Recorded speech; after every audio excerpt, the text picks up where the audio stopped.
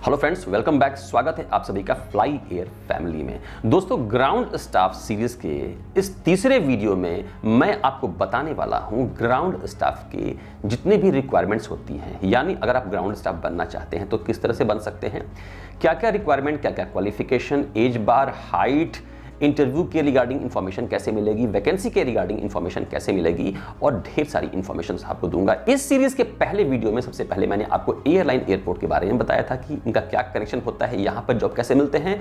Point 2 यानी video 2 में, part 2 में मैंने बताया ग्राउंड स्टाफ क्या होता है, इसके कितने डिपार्टमेंट्स होते हैं, इनका क्या क्या काम होता है और आप इसे कैसे पहचानेंगे।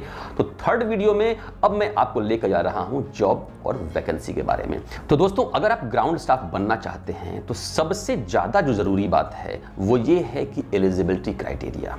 दोस्तों, एयरलाइंस जो होती हैं उन्होंने एक पर्टिकुलर स्टैंडर्ड सेट कर रखा है और अगर आप उस स्टैंडर्ड के अकॉर्डिंग फिट बैठते हैं तभी आप अप्लाई कर सकते हैं, और अगर आपने अप्लाई कर भी दिया तो आपका रिज्यूम शॉर्टलिस्ट नहीं होता है। तो दोस्तों, ग्राउंड स्टाफ बनने के लिए अभी के अकॉर्डिंग जब मैं वीडियो बना रहा हूं, जो नॉर्मल जो क्वालिफिकेशन है वो है मिनिमम आपको ग्रेजुएट होना चाहिए। आपकी एज 18 टू 27 यानी 18 से ऊपर होनी चाहिए। ये जो 27 होता है एयरलाइन टू एयरलाइन कहीं 28 या 29 भी हो जाता है, लेकिन जनरली ये 18 से 27 यानी 18 टू 27 ईयर्स होता है। अगर बात करें हम हाइट की तो फीमेल स्टाफ के लिए ये जो हाइट होनी चाहिए अराउंड 155 सेंटीमीटर होनी चाहिए, लेकिन दोस्तों मैंडेटरी नहीं है। पर्टिकुलरली मैंने जितने भी एयरलाइंस में देखा है बहुत कम हाइट के लोग भी ज्वाइन कर लेते हैं। इसके अलावा एक क्वेश्चन बार बार आता है कि सर एयरलाइन में कंप्लेक्शन यानी रंग आपका क्या है, सांवला है, गोरा है, किस तरह का है, उसका कुछ फर्क पड़ता है क्या? दोस्तों, मुझे लगता है उसका फर्क बिल्कुल नहीं पड़ता है। आप खुद को किस तरह से कैरी करते हैं, किस तरह से संवार कर रखते हैं इंटरव्यू के टाइम में, यह सबसे ज्यादा मैटर करता है। एक बात और आती है जो पूछी जाती है कि सर क्या रेफरेंस का कोई फायदा होता है? दोस्तों, अगर आपके पास रेफरेंस है तो फायदा थोड़ा बहुत आप कह सकते हैं, लेकिन ऐसा बिल्कुल नहीं है कि केवल रेफरेंस वालों का ही इंटरव्यू में सिलेक्शन होता है। अब बात आती है कि आखिर इंटरव्यू के बारे में यानी कि वैकेंसी के बारे में इतना कुछ जानने और समझने के बाद जो पहला सवाल आता है वो ये आता है कि आखिर वैकेंसी के बारे में पता कैसे चलेगा। दोस्तों, वैकेंसी के बारे में पता कैसे चलेगा, इसके लिए मैंने 2 डेडिकेटेड वीडियो बना रखा है जो कि आप वीडियो के डिस्क्रिप्शन में देख पाएंगे, लेकिन मैं थोड़े छोटे में आपको बताना चाहूंगा। आपको क्या करना है कि जितने लोग आपके जानकारी में हैं जो कि जॉब ढूंढ रहे हैं इसी टाइप का, उन लोगों का ग्रुप बना लीजिए, उनसे कनेक्शन में रहिए। जितनी भी एयरलाइंस हैं जहां आप ज्वाइन करना चाहते हैं उनके जो सोशल पेज हैं, ऑथेंटिक, फ्रॉड वाला नहीं, ऑथेंटिक पेज को ज्वाइन कर लीजिए। और तीसरी और जो सबसे खास बात है वो ये है कि आप मुझे फॉलो कर लें मेरे सारे सोशल अकाउंट्स पे, चाहे लिंक्डइन हो, ट्विटर हो, फेसबुक पेज हो, टेलीग्राम हो या फिर इंस्टाग्राम, एंड ऑब्वियसली यूट्यूब पे सब्सक्राइब जरूर कर लीजिएगा।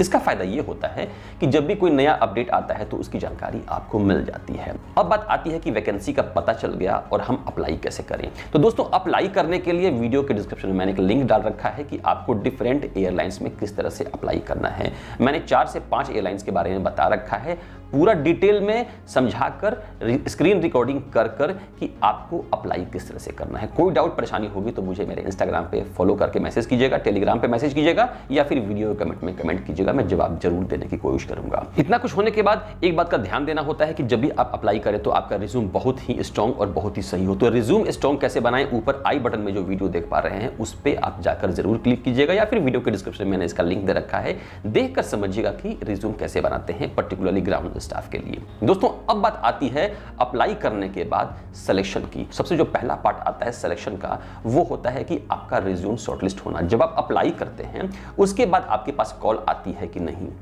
कि हां आपका सिलेक्शन हो गया है, इन द सेंस आपका रिज्यूम शॉर्टलिस्ट हो गया है, अब आप आइए इस पर्टिकुलर जगह पे इंटरव्यू के लिए। अब जो बात आती है अगली वो ये कि इंटरव्यू में जाने के बाद आपको क्या करना होता है।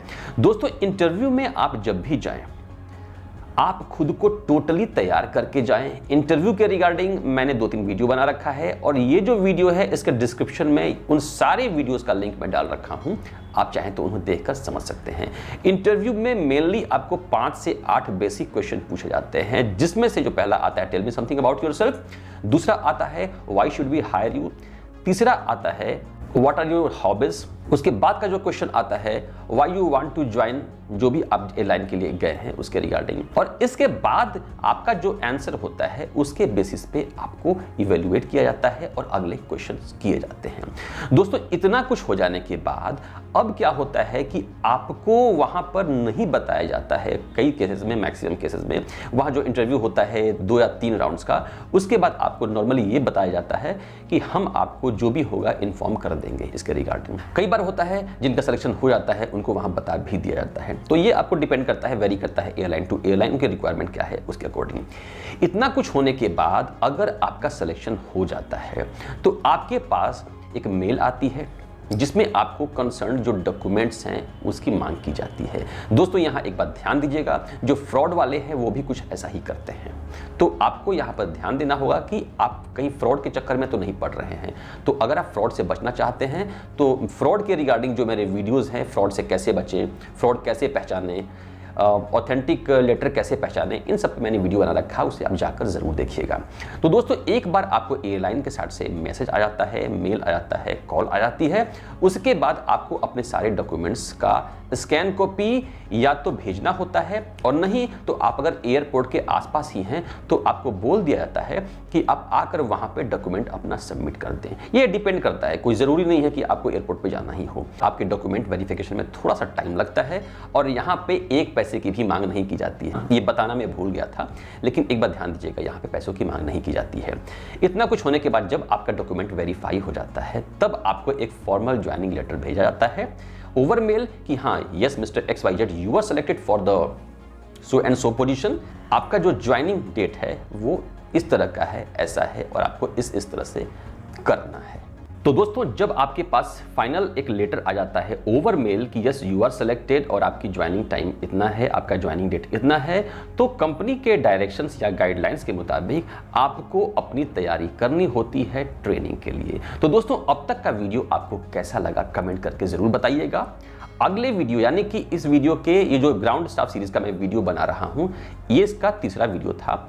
चौथे वीडियो में मैं आपको बताऊंगा एयरलाइन में जो ट्रेनिंग होती है वो किस तरह से होती है, उसके लिए चार्जेस कितने लगते हैं, किस डिपार्टमेंट को कौन सी ट्रेनिंग देनी पड़ती है या करनी होती है, कितने दिन की ट्रेनिंग होती है, और ढेर सारी चीज़ें, और साथ में ये भी कि आपको सैलरी के बारे में पूरा इन्फॉर्मेशन। दोस्तों वीडियो के बारे में कमेंट अपना ज़रूर कीजिएगा, लाइक कीजिएगा, सब्सक्राइब कीजिएगा, शेयर कीजिएगा अगर वीडियो अच्छा लगा हो तो। अगर आपने पीछे के वीडियोस को नहीं देखा है तो उसका लिंक मैंने वीडियो के डिस्क्रिप्शन में डाल रखा है, जाकर जरूर देखिएगा। मिलते हैं अगले वीडियो में, तब तक के लिए टेक केयर।